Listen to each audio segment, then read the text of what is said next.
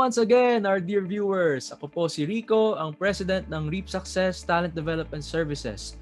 Welcome muli sa isa na namang episode ng Just the T.I.P, Thoughts, Insights, and Perspectives.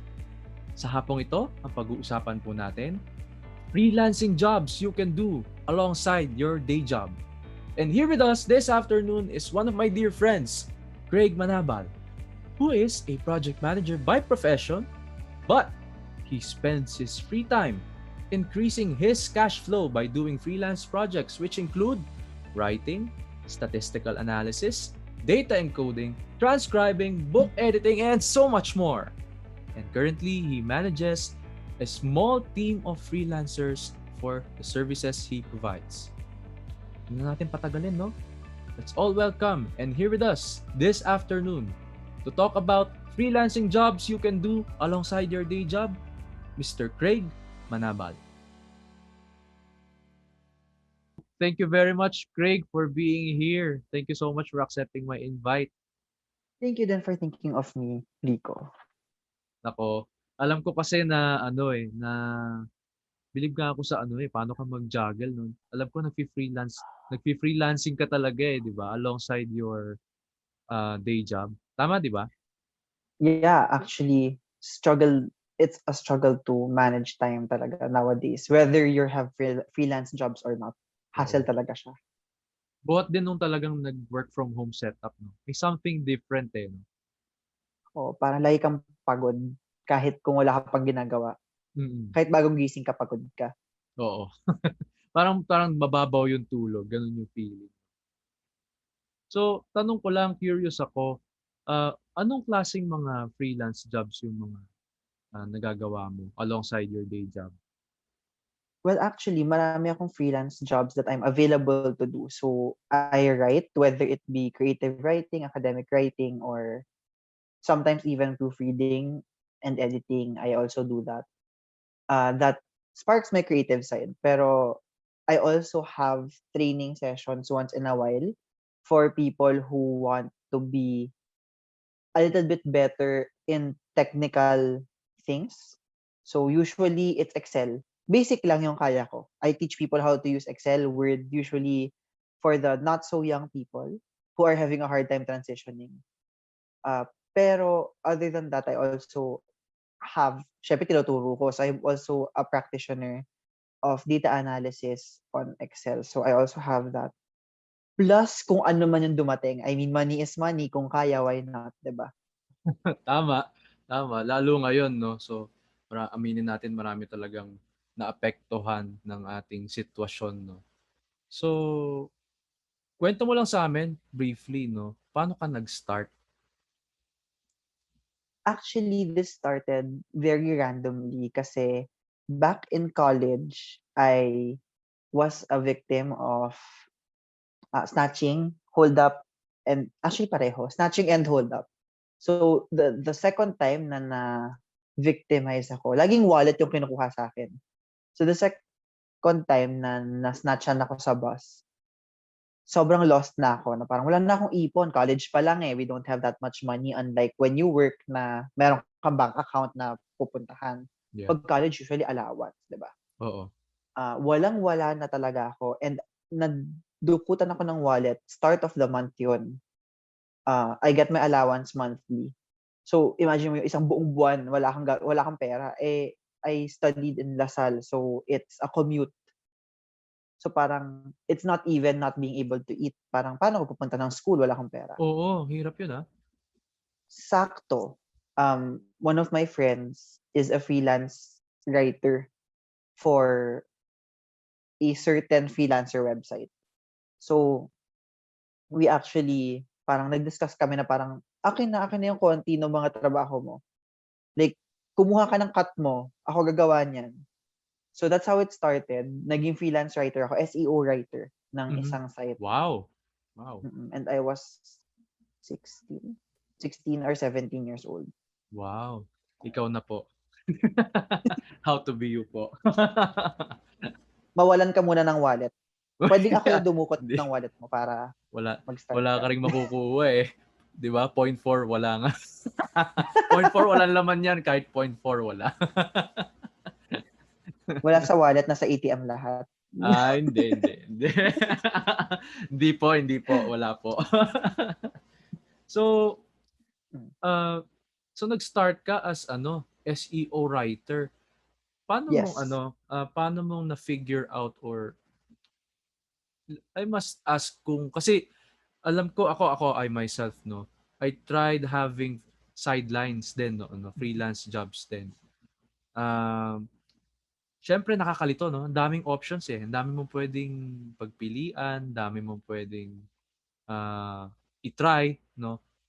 Pero how do you really know na ito yung, kumbaga, gusto ko lang idagdag yung tanong na how do you really know na ito yung focus mo or you can do this, 'no? Kasi nakakatakot diyan, mapahiya ka dun sa kliyente, 'di ba? So, Mm. how do you know, 'no? Well, I think, Nico, to choose which ones that you want to go into. Maraming factor. Siyempre, one, kung ano yung kaya mo, 'di ba? If you're not suitable or if you're not ready to do that line of work, wag nating ipilit. Personally, I've done trainings to get myself ready for some of my freelance jobs. So, kunwari si SEO, dati simple lang eh. Simple lang natin ang SEO. Singit mo tong word na to sa article mo. Done. Yeah. So, para lang ako nagsulat ng anything, basta may word na, let's say, reap success. Singit ko lang, reap success. Okay na. Even if it's not, about the brand of reap success. Basta masingit ko yung words na yun, goods na yun. Yeah. Nowadays, mas complex na siya. So, I keep up with training. So, that's one. Something that, of course, you can do. Second, yung sana merong kliyente. 'Di ba? So, personally, marami akong skills that could be sana freelance jobs on the side, pero walang clients. Mm. There Yeah. are, I know of a few bands out there na magaling kumanta, magaling tumugtog, pero mag-hire ka ba talaga ng online na banda? Kung Oo. sila hindi in sync kasi naka-Zoom, so may delay, Yeah. mag-DJ na lang sila. 'Di ba? So, yun, of course, you have to consider your clientele. And then the third one, which I think is most important for me personally, yung ratio of how much time you will spend and how much you earn.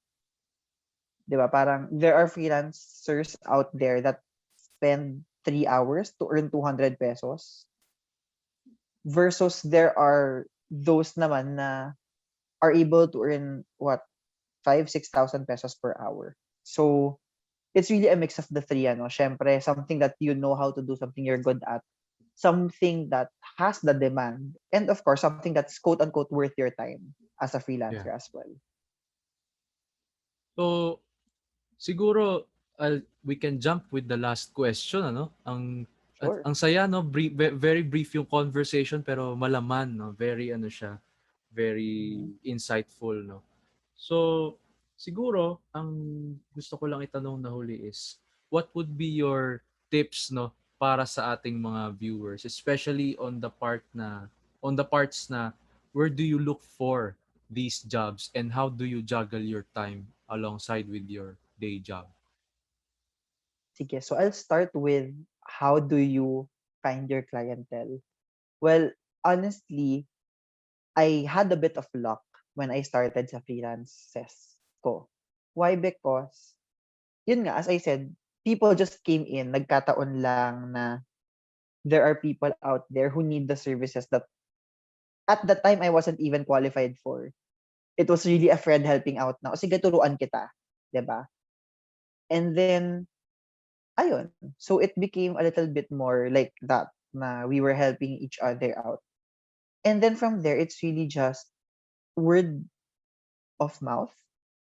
A lot of my freelance jobs come from a friend who knows that I do this. So that would be my major tip. If you are going through freelance, sabihin mo sa lahat ng mga kaibigan, kamag-anak, kakilala mo.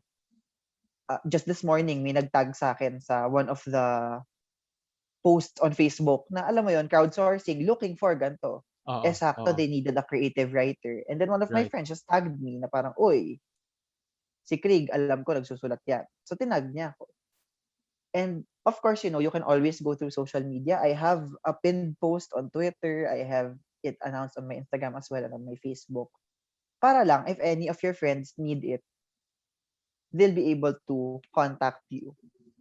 And of course, syempre there are targeted din, no, na kunwari ako personally, kilala ko si Rico. O edi, sinabihan ko si Rico na parang, o Rico, kung may kailangan ka na magsusulat, na mag-a-analyze ng data mo sa Reap Success, 'di Yeah. ba? Yeah. So, those business owners or those people na alam nyo are in industries that might need these kinds of freelance jobs, then go for them.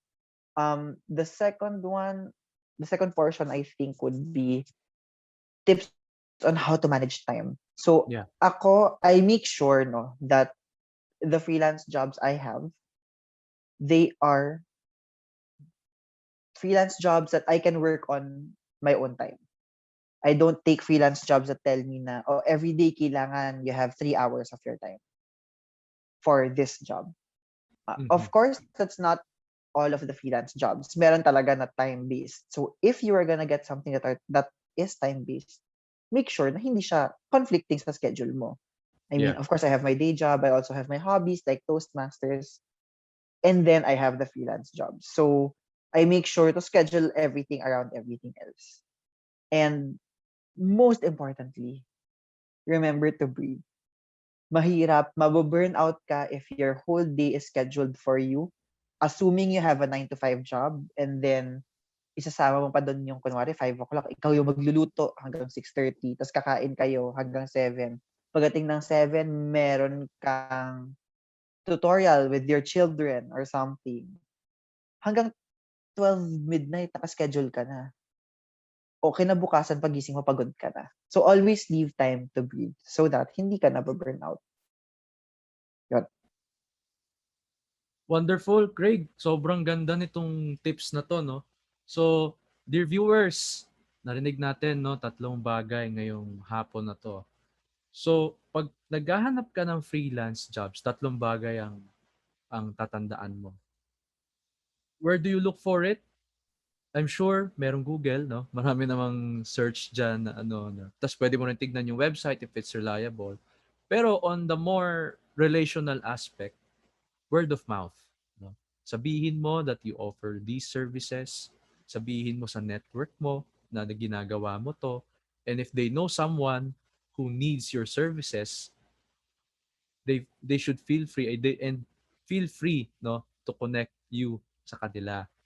And pangalawa, syempre, dahil may day job ang karamihan sa atin, no, we should look for freelance jobs na we can work with the schedule. No? Yung kaya nating i-handle.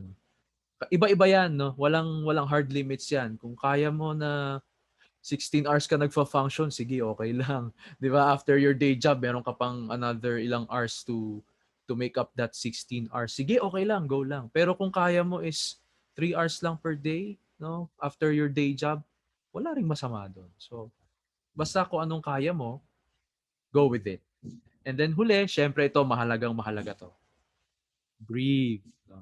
Nakakalimutan natin to, marami sa atin. Kahit ako, no, guilty as charged na, nakakalimutan ko mag-weekend. Tignan nyo, tinagyawat na nga po ako. Ayan. Hindi ako nag-weekend eh. O, ayan, tinagyawat ka ngayon. Diba? Kasi, lalo ngayon siguro, no, na most of us are on work from home setup. Wala tayong outlet, so naibubuhos natin sa trabaho. But it's good to remind ourselves to really breathe. Hinga ka lang, hinga. Kahit saglit, mga 10-minute intervals, hinga ka, give yourself a break. Para rin yung ating minds mag-clear up, 'di ba? Ang laking tulong when pagka na-clear natin yung utak natin. So, those Oo. are the tips, no? From Craig Manabal. So, Craig, maraming salamat ulit for being with us here in this episode of Just the Tip. It's really an honor to have you here. Salamat din, Rico. I'm glad that you finally chose me as one of your kasama here in Just the T.I.P. And we'll see you again in one of our episodes soon. No? We'll have you here Yes. again. Thank you so much. And dear viewers, ingat tayong lahat. Yes, ingat po every day. And don't forget to breathe.